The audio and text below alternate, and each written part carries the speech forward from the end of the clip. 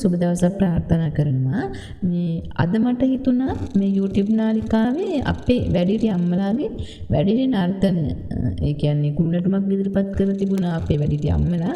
ඉතින් මේ වැඩිහිටි නර්තනය සම්බන්ධයෙන් කමෙන්ට් දාලා තියෙනවා. ඒ කමෙන්ට් කියවගෙන මට යන්න හිතුණා. ඒ කමෙන්ට් කියවගෙන යද්දී මට එක්තරා අදහසක් සම්බන්ධයෙන් මගේ හිත ඇදිලා ගියා. මොකද්ද මේ කියලා.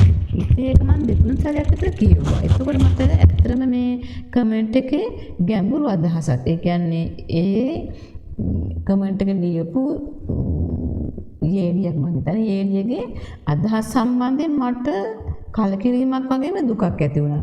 ඒ නිසා මට මේකේ මේ කමෙන්ට් එක ලොකු අර්ථයක් ගැඹුරට තියෙනවා කියලා මට හිතුණා. ඒ නිසා මම ඒක ගැන අධ්‍යයනය කරමින් මම ඒකට සමාජයට මේ යම් දෙයක් මට කියන්න ඕන කියලා මම හිතුවා. ඒ නිසා මම අද මේ කතා කරන්න මම ඇත්තටම හිතුවේ මොකද මේ එයාට ලැබුණු අත්දැකීමක් ඔස්සේ තමයි මැසේජ් එක එයා ලියලා තියෙන්නේ.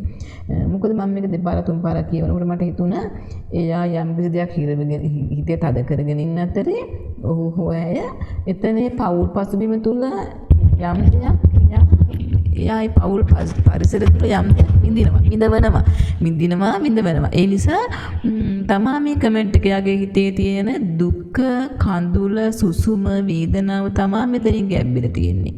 මට හිතෙන විදිහට. ඉතින් ඒ නිසා මම හිතනවා මේක අපි යාට යම්කිසි මේක මම ආපෞසලක් බලනවා මට හිතුණා මේක මේ මගේ YouTube නාලිකාව ඉන්නව ඇති කියලා ඇති කියලා මම හිතනවා මේ තැන ඇති.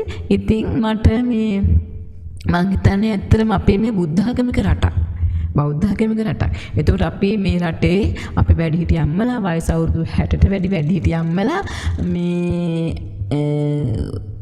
ගුණධම් සපිරුණු ඒ වගේම ගොඩාක් අධ්‍යාත්මික වශයෙන් පරිපූර්ණ වූ මේ වැඩිහිටි සමාජයේ විශාල රුකුලක් මෙහෙවරක් කරපු අම්මලා තාත්තා තමයි මේ වැඩිහිටියෝ කියන්නේ. එතකොට මේ වැඩිහිටියන් වයස අවුරුදු 60ට වැඩි වැඩිහිටියන් සම්බන්ධයෙන් දැන් රාජ්‍ය විශාල වශයෙන් ඔවුන් කෙරේ අවධානය යොමු වෙලා තියෙනවා. එතකොට තමා මේ වැඩිහිටියන්ගේ මේ වැඩිහිටියන් සම්බන්ධයෙන් මෙයාලා මෙතන අවධානයෙන් ඉන්නේ ඒ නිසා. ඉතින් අපි මේ නර්තන ඉදිරිපත් කළා වගේම මෙයාලා අපි මෙතනදී බලන්න ඕනේ මෙයාලගේ අයියාලගේ දරුවන්ගේ හෝ අම්මලාගේ පැත්තෙන් අපි බලන්න ඕනේ මොකද්ද මේ වෙලා තියෙන අසාධාරණ. මම හිතන්නේ එක්කෝ ඒ දරුවට ගොඩක් අඩම් තීට්ටම් කරන මේකට අනුමට තියෙන ගොඩක් කරදර වලට භාජනය වෙලා තියෙන.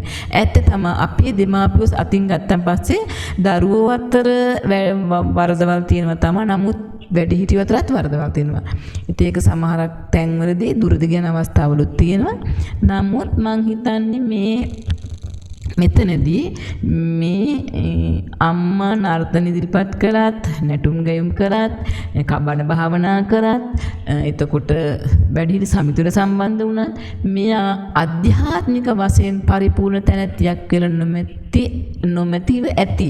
නමුත් මේකේ දෙපැත්තක් තියෙනවා. මොකද එක්කෝ දරුවගේ පැත්තෙමුත් අධ්‍යාත්මික පැත්තෙන් සංවර්ධනය තිබුණා නම් අර අම්මා නටනේ කෝණේ අපිට නිවැරදි විදිහට බලන්න තිබුණා. මොකද අම්මා එයාලගේ වල්වලට වෙලා හුදකලා වෙලා අසරණ වෙලා තනි වෙලා ඉන්න වෙලාවේදී ඇයගෙට කතා කරන්න කෙනෙක් නැහැ.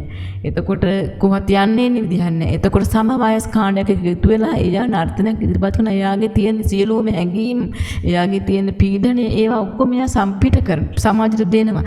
එතනින් අතෘප්තියක් ලැබුණා. එතකොට එයා කරන්නේ මොකද්ද? එයා තමන්ගේ පවුල තුලින් නොලැබෙන ආදරය රැකවරණය සෙනෙහස එයා හොයාගෙන යනවා වෙන්න ඕනේ. එතකොට ඒක වැරදි කොනකින් බලන එකත් මං හිතන්නේ එක පැත්තකින් වැරදි. ඒත් දෙපැත්තක් තියෙනවා දරුවගේ පැත්තෙන් එහෙමයි. නමුත් අම්මලා වුණත් බලන්න ඕනේ නැටුවා ගැයුවා හෝ භාවනා කරා හෝ සිල් ගත්තා හෝ සුදුරෙද්ද පොරවගෙන හිටියා මල් වට්ටියක් අරගෙන සැදැසිතින් ගිහිල්ලා බණ මොඩුවේ වාඩි වෙලා හිටියට චෛත්‍යයක් ඉදිරියට භාවනා කරන හිටියට ආධ්‍යාත්මික පැත්තෙන් සංවරයක් වෙන නැත්නම් එතන තියෙන ඇත්තටම එයාලගේ වැරද්දක් තියෙනවා. අපි මේ දෙපැත්තම සමසම ගන්න ඕන. නමුත් මම හිතන්නේ මේ සම්බන්ධයෙන් අපි වැඩිදුරටත් ඉදිරියේදී සාකච්ඡා කරන්න මම බලාපොරොත්තු වෙනවා. මම වැඩිදුර මේ කමෙන්ට් එක සම්බන්ධයෙන් මම කෙටි අදහසක් පමා මම හිතන්නේ මේ කියපු කෙනාට මම මේ වෙලාවේදී වචනයක් හරි නොකියුවා නම් ඒක මගේ මේ YouTube නාලිකාවේ ඇය දුන්නු කමෙන්ට් එකට මම ඒට මොකක්වත් උත්තරයක් දුන්නා විය යුතුයි.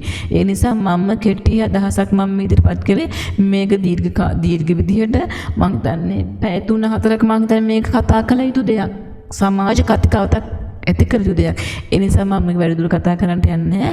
අපි අධ්‍යාත්මික බෞද්ධ ආගමික රටක් නිසා ඔබ දෙපළම සමව මේ ගැන හිතලා මේ ගැන හිතලා මේ සම්බන්ධව ආඩ ගැටලුවක් තියෙනවා නම් මේ සම්බන්ධ අපේ නිලධාරීන් ඉන්න අපේ ප්‍රාදේශීය ලේකම් කාර්යාවල වැඩිහිටි හිමිකම් ප්‍රවර්ධන නිලධාරීන් සමාජ සේවා නිලධාරීන් වගේ කොට්ටාසක් ඉන්නවා. ඒ අය අතරට ගිහිල්ලා ඔබට ගැටලුවක් තියෙනවා නම් ඒක උපදේශනයක් ලබා ගත හැකි.